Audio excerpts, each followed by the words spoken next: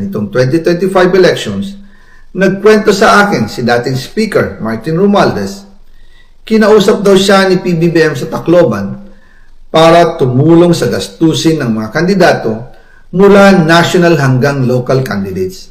Ang sagot ni Speaker, naibigay na niya ang SOP collections sa Bureau of Customs na umabot sa 11 billion pesos. Dagdag pa dyan, may 9 billion pesos collection mula sa sugar na ayon mismo sa kanya ay pinaghahatian lang ng 5 kumpanya para makontrol nila ang presyo ng asukal sa merkado.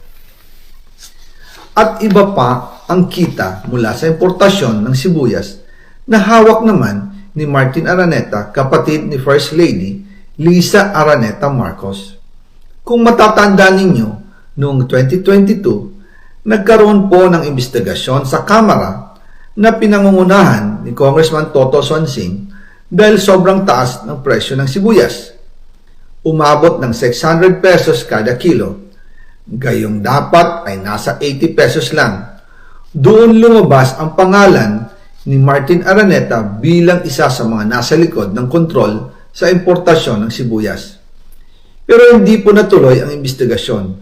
Ang sabi ni Speaker, tinawagan daw siya ni First Lady Lisa Marcos at ipinapatigil ang investigasyon. Kaya walang natuloy at walang naparusahan. Dahil pala, kontrolado ng kapatid ng First Lady ang importasyon ng sibuyas. Ganito rin po ang nangyari sa bigas. Noong April 2023, nagsimula nang tumaas ang presyo ng bigas. Kaya iminungkahi ko kay Speaker Martin Romualdez na kung pwede ay mag-angkat tayo ng 13 million metric tons para sa buong taon.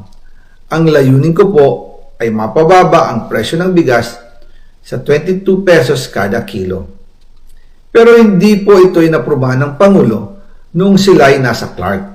Dahil doon, sumipa ang presyo ng bigas na umabot ng 55 pesos kada kilo hanggang 2024. Noong 2024, kinausap ko ulit si Speaker Martin Romualdez na kung pwede makausap namin si Secretary Laurel Chu ng Department of Agriculture at Secretary Ralph Recto ng Department of Finance para maibaba ang taripa ng bigas mula 35% to 15%.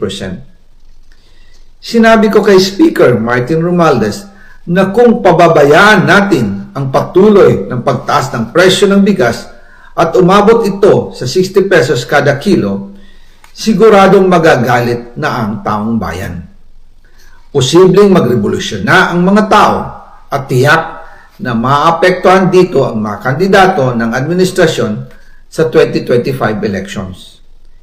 Isa sa mga patunay na hindi na masaya ang taong bayan ay ang pagbaba ng approval rating ng Pangulo noong panahon na iyon dahil sobrang taas na ang presyo ng bigas. Nangyari po ang meeting at halos inaabot kami hanggang alas 2 ng umaga, nakikiusap, nagpapaliwanag. Buti na lang, matapos ang matagal na negosasyon, pumayag din sila. At di nagtagal, inanunsyo na rin sa publiko na ibaba ang ng buwis sa bigas. Ngunit, matapos ang 4 hanggang 6 na buwan, hindi pa rin bumababa ang presyo ng bigas. Kahit ibinaba na ang taripa nito, kaya iminungkahi ko kay Speaker Romualdez na magpatawag ng investigasyon tungkol sa bigas sa pamamagitan ng Quinta Committee hearings. Habang iniimbestiga nito ng Quinta Committee na pinamumunuan ni Congressman Joey Salceda, bigla na lang itong pinahinto ni Secretary Kiko Laurel Chu matapos niyang ipakita ang isang confidential report. Nakasaad dito na si First Lady Lisa Marcos mismo ang may hawak sa mga rice importers.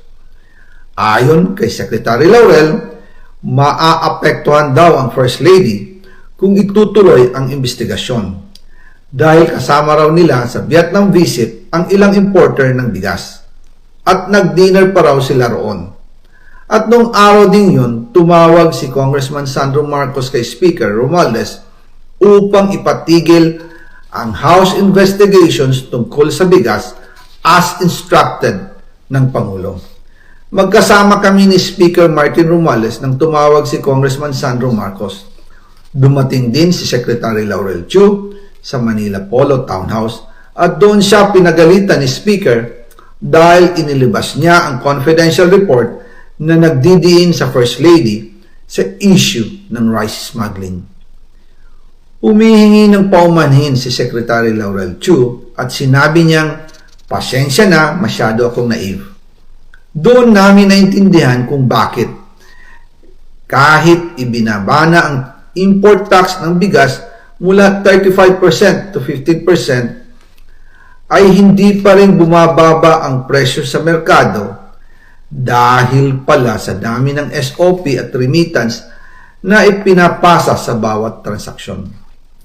Dagdag pa po, maraming importers ng isda ang nagre-reklamo dahil kontrolado ito ng kaunting kumpanya lamang. Wala naman daw tax sa importation tuwing lean season, pero kahit ganoon, hindi pa rin sila nabibigyan ng permit to import. Ang makaunting kumpanya na ito lang ang nabibigyang permit to import. Dahil dito, kontrolado din ang presyo ng isda at ito din ang dahilan kung bakit mataas ang presyo ng galunggong. Mga kababayan, hindi dapat naghihirap ang Pilipinas. Hindi dapat ganito kamahal ang mga pangunahing bilihin tulad ng bigas. At higit sa lahat, hindi dapat nagugutom ang mga Pilipino. Wala silang malasakit sa taong bayan, lalo na sa mga mahihirap. Inaabuso ang kapangyarihan, nagiging negosyo ang pera ng taong bayan. Masakit man tanggapin, pero ito ang katotohanan. Ang pinakamakapangyarihang pamilya pa mismo ang sangkot sa ganitong sistema. Mula sa Pangulo, First Lady, hanggang sa anak, sila mismo ang nagtatakda, kumukontrol, at nakikinabang sa mga transaksyon dapat sanay para sa kapakanan ng sambayanan. Hawak at kontrolado nila halos lahat ng ahensya, kaya nagagawa nilang itago ang katotohanan. Sa mga susunod na araw, marami pa po akong isisiwalat. Maraming salamat sa inyong oras at patuloy na pag-unawa. Naway, magising tayo sa katotohanan at sama-sama nating hanapin ang hustisya para sa bayan. Diyos mabalos po sa Indogabos.